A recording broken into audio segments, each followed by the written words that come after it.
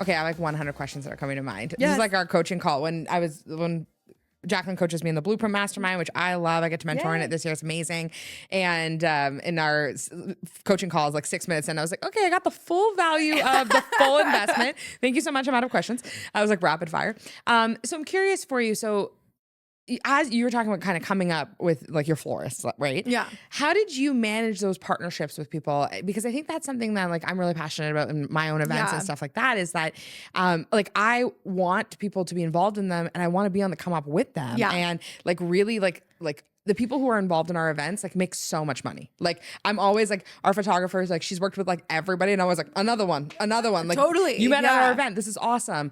But I'm curious, like how do you help people with the come up and like really value those relationships? It's funny because like we actually tried to pitch a story about like the Create and Cultivate effect, because there's 4 companies that come to mind. One is LaRue PR, who Jessie Fafana is the founder, and she was doing the PR for a sponsor on site, and basically like comes over kind of the Marina technique and was like, your PR team's getting their hair done at the braid bar. She's like, and I'm just saying, like, I could do better.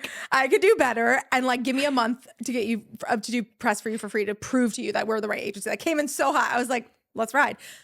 Ended up being my PR team for, I want to say like 8 years. Wow. Like, and her business is huge now. And like, she really became though the go-to PR agency for female founders because of Create and Cultivate. And so she's like, I'm so passionate about like the Create and Cultivate come up, because same thing with Kelsey from East Olivia. Like her event and experiential business, like that wasn't part of what she was really like doing at the time. She was doing, she was I forget, merchandising for Anthropology, like their windows. And she like was like kind of doing this florist thing. And then like, boom, cut to, you know, she's doing amazing stuff. And then the Southern Influence, which is Ariel Offers and her husband Chris, the video team, like came in and they were like, we're starting this thing and we want to do it. And like now I'm an advisor to the company. They're huge. And then Becky is our photographer, Becky Smithhouse Photos.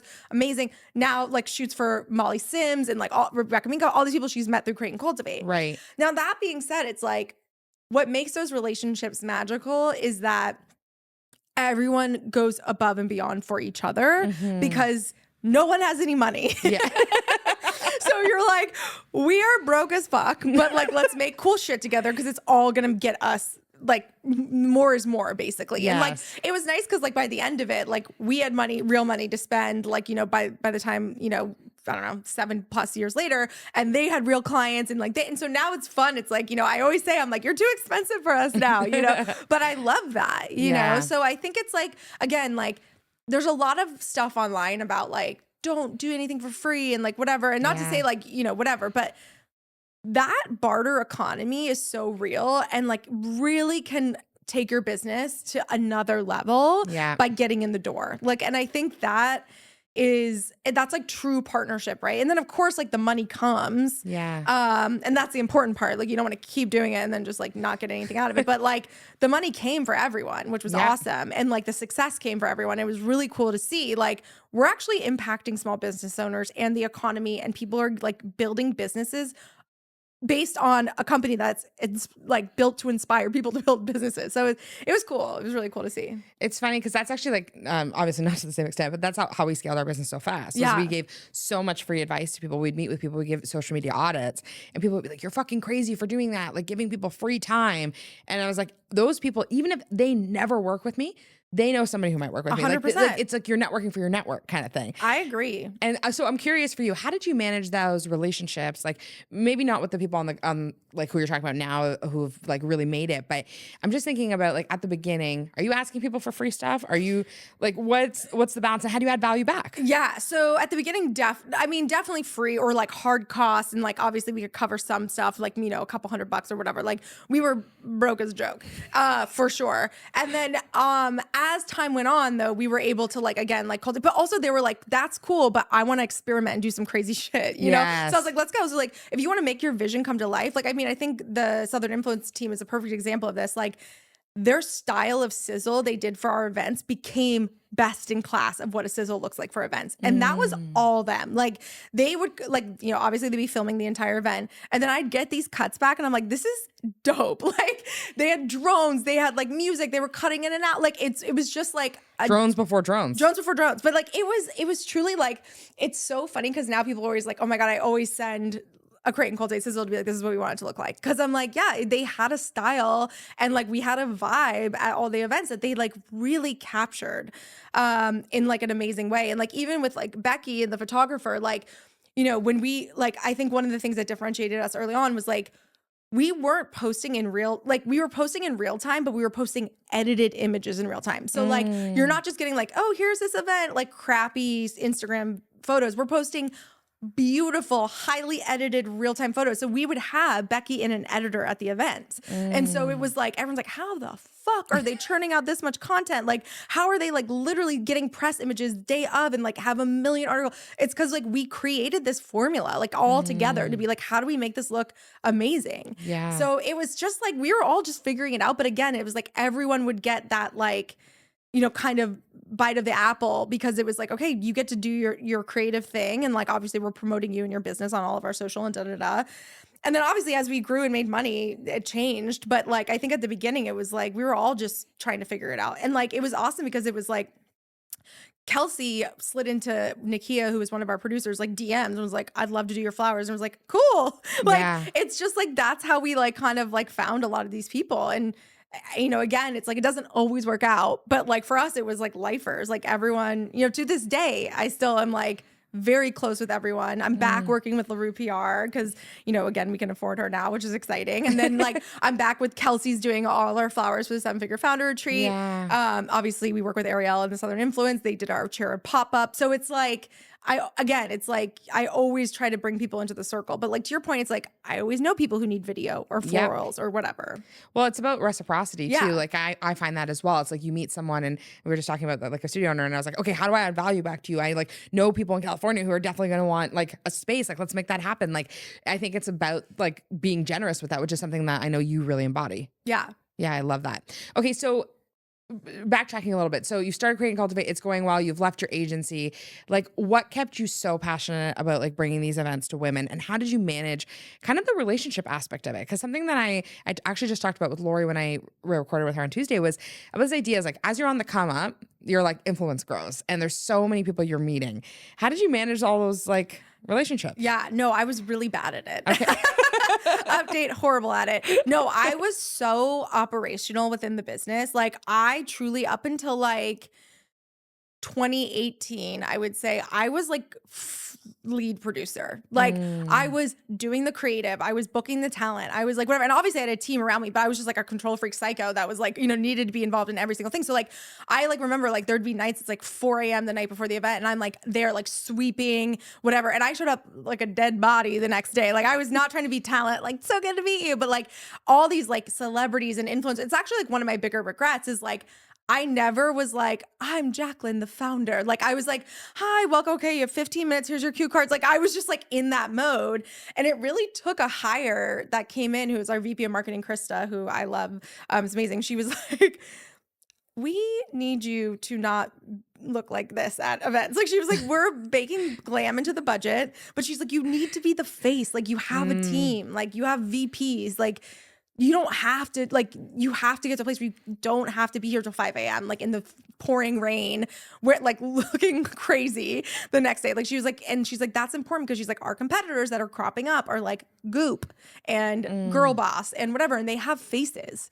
You know what I mean? And she's like, so I feel like where's your face, Jaclyn? Yeah, where's your face? And so literally we made like a concerted effort to make that happen. And so it was a transition for me, which was challenging at first, like, but it was coupled with like, I got my book deal and then I was going to launch the podcast. And then I was like, you know, and I was building the team. And so I like took that leap into that and definitely started to pay more attention to that and be more part of it. But again, it was so late into the game of like building the business. Interesting. And do you think that made, like, how did your audience react to that? Like, were people at Create and Cultivate for you? No, I would say no. And Hard no. I still don't think no. I still think no. I think like people, here's what I'll say. I think there was something Marina was the only one. No, but here's what I'll say. I think the audience, it wasn't about fangirling or anything like that. It was like, oh, I see you. And like, I'm doing the same thing. Like, like I was them, they were me. We were building our businesses together. So like like people always would DM me, be like, I saw you picking up trash in the corner, like all the time, like all the time. It was so funny. But like, you know, and they're just like, I just like thought it was so cool. Like people would but like, it wasn't like, oh my God, she's so cool, I want to follow her because her life is awesome. It was like, I get it. Like I see you out here hustling to make sure everyone's having a good time. And like, I appreciate it. So I think it was more that was my relationship.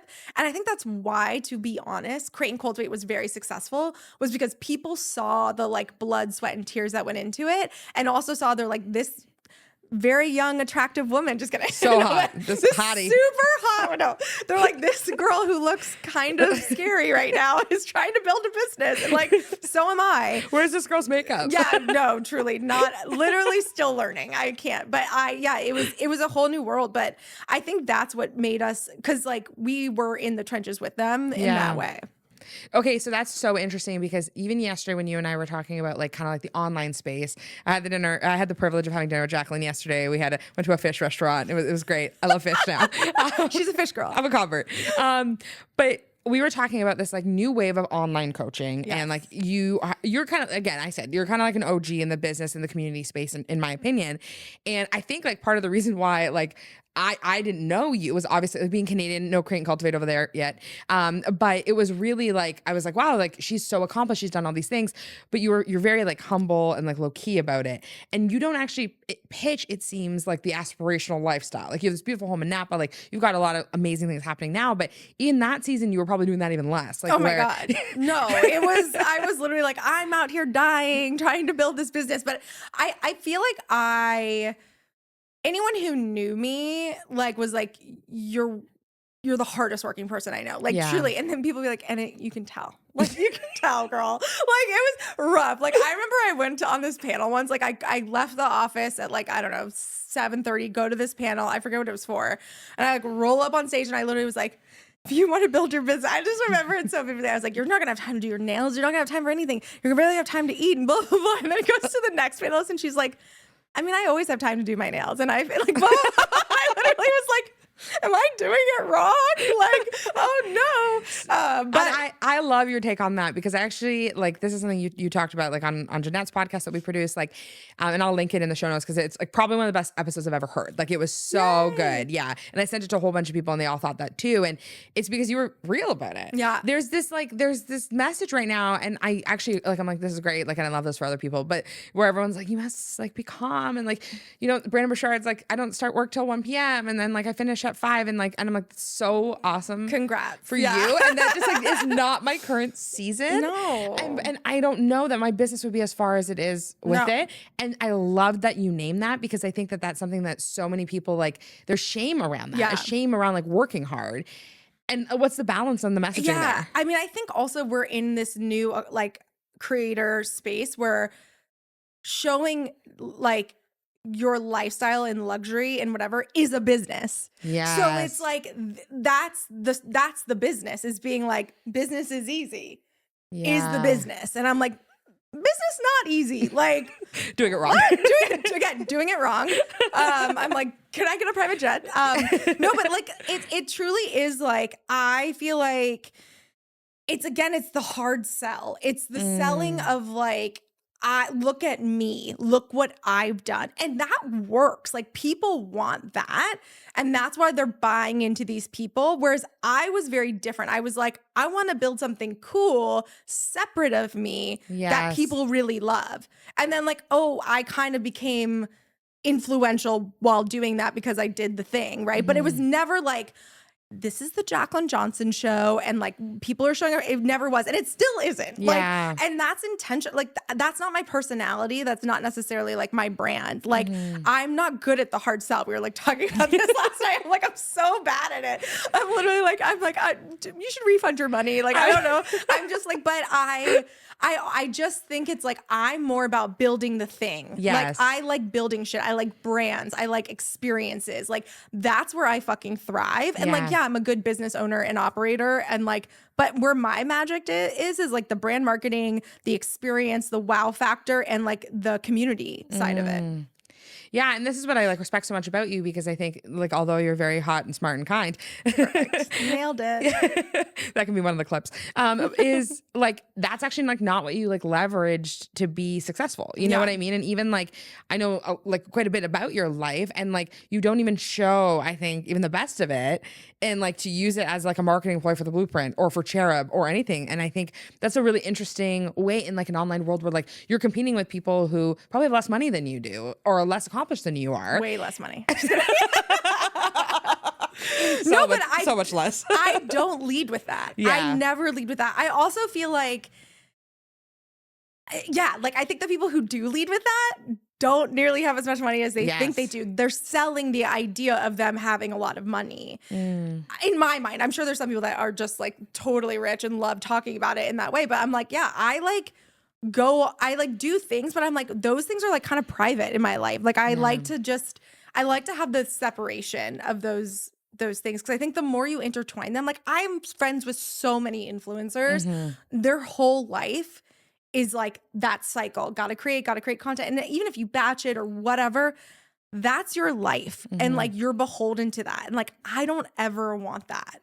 I want to like build cool shit, sell cool shit, make a lot of money doing it, help a lot of people, and then like never talk about it.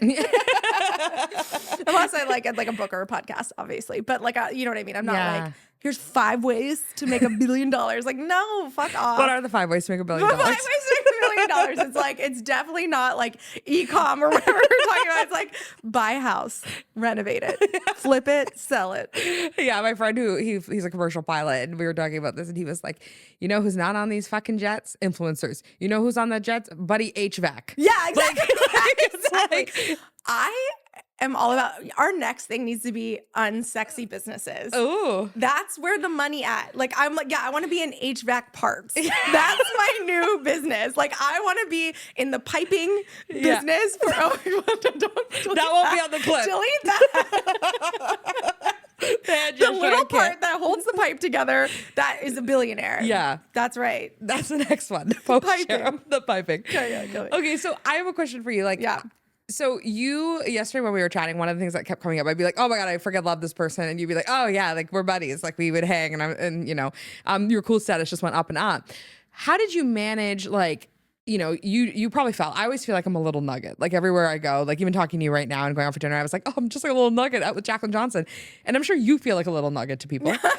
Such a little nugget. Yeah, totally. Like, how do you manage that and like the imposter syndrome that comes with that when you're building community, you're building like your relationships, your network? Like, how do you manage like working with such influential people and not going into nugget them? Yeah, here's what I'll say. I have two stories. One is like, no one is as impressive as you think they are. I've met a lot of famous people. Yeah. And like I feel like, again, there's amazing people doing amazing things. Some of my favorite speakers are like the least famous of all time. You know what I mean? Yes. Like I don't get impressed by celebrity. I think because I've been surrounded by it so much, like completely. Like I'm not like, I don't get like excited about shit. Like truly, it's like, I think it's a product of being numb to that, having been in it and been around it. Like truly numb. I'm just like, whatever. But again, I've met so many cool and awesome people. Yeah. And I think it's always nice when you meet like a celebrity that is like super down to earth and like, you know, goes above and beyond for you. Like it's amazing. So one thing that I always thought was so funny. So I interviewed Martha Stewart. Who honestly was probably one of the only people that I was like, holy shit, I'm obsessed with you. But I interviewed Martha Stewart. It was in New York. We were like sitting there and I was like, so talk to me about imposter syndrome, like whatever. And she literally looks over and she goes, I don't know what the hell that is. And honestly, neither should you. And I was dying. I was like, I love it. She's like, I'm supposed to be here. She's like, I was like, what is your most proud accomplishment? She's like, my 7 homes. I was like, absolutely, bitch. Let's ride. Like, she is so unapologetic for her success. And I'm like, fuck yes. Like, that's amazing. Like, I love that so much. I will say, like, I feel like for me, I think because I think when it comes to celebrities and like that type of stuff and feeling like whatever, I just don't, I'm more impressed by people who are kind. Yeah. Those are the people that like I remember. Like, I mean, honestly, an amazing example is like Kim Kardashian, which would be like, that's who you're picking? she showed up like early to our event, did it for free, did press for us, which again, most celebrities will like not do that, stayed, shook hands with everyone, like could not have been more gracious with her time for like someone she didn't know. Like, you know what I mean? But again, it was like a company and an opportunity and all those things that go with that, of course.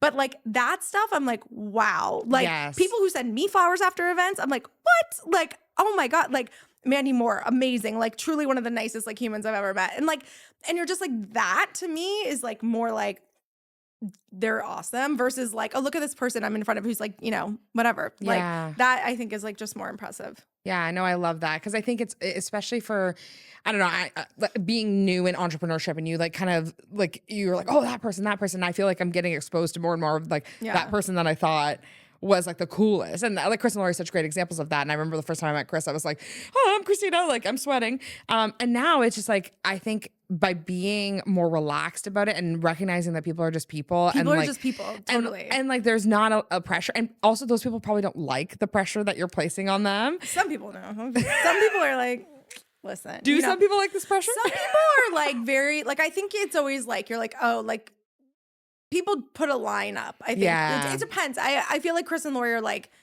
you know, rare examples of like people who are like that down to earth and like great that are like at that level. Like it's actually, I would say rarer to find that. Really? Yeah.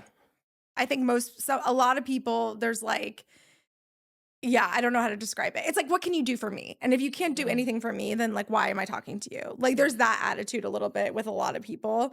I experience that less and less because I think I've become more successful, but I definitely experienced that early on. And how did you manage that? I was like, fuck you. Yeah. I was like, get the fuck out. No, I was just like, I'll remember that. Yeah. And honestly, like, and not like I'm like petty in that way. No, like you sometimes can be. a little petty. Being a little petty never hurt anyone, you know? But I remember that shit for sure. Yeah. And like, there's definitely people who are like, oh fuck, like, are like, I should have been nicer to you, but like, be nice to everyone from the get. Like that's the reality. Is like you never know where people are gonna end up. And that's something I definitely noticed about you, Jaclyn, is like whether you're talking to like Allie Webb or you're talking to like one of the people at the Blueprint, and you treat everybody with like such respect and kindness. And I think, you know, it's funny, me and my business partner Maria, we always laugh about like our events and we'll ask people for sponsorship and they'll say no. And we asked this like tea company, and it was a man, and he was like, this is not really my thing. And I was like, women's empowerment is not your thing. Is this about women? But we were laughing. We're like, this is gonna be so embarrassing for him when this is like, you know, such a massive event, and this is gonna be like, he's gonna be begging us for this. But it's like keeping in that energy of like, you still have so much value to add. Oh my God, even at the beginning. Yeah, no, people for sure always were like, not participating, not interested. No, the amount of no's I got is unbelievable. And like even like early day clients at No Subject that like wouldn't pay me or something. I'm like, I like remember those people. I'm like.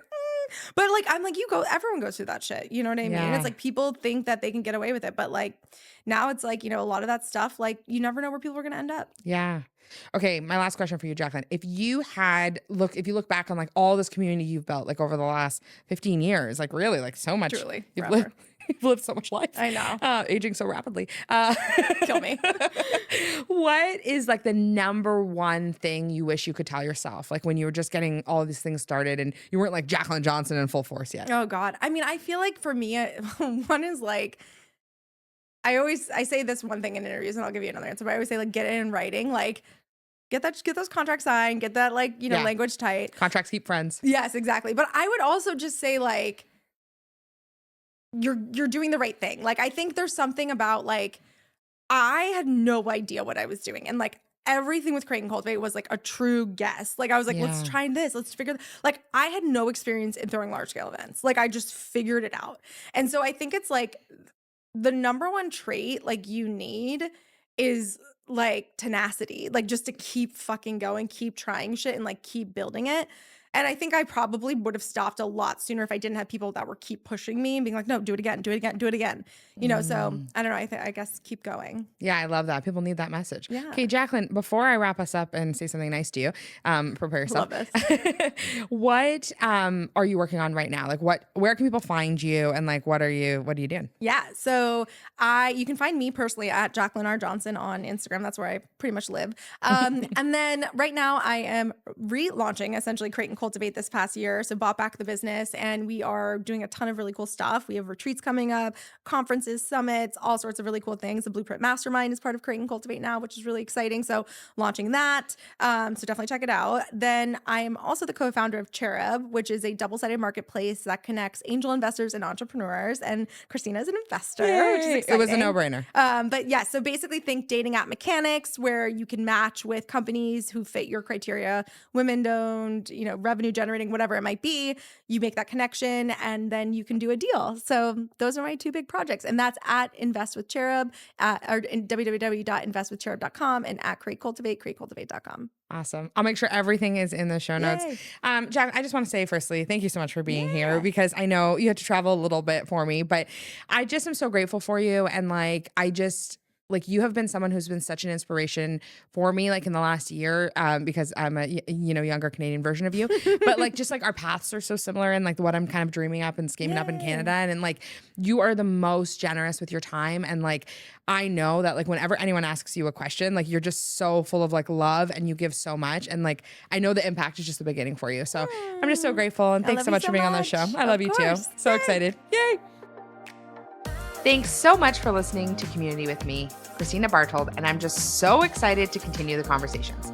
If you're looking to grow your community and learn more about social, join us at thesocialbusinessclub.ca and use the code podcast to get your first month for $1. Share this episode with your friends and on social, or leave a review. It means the world.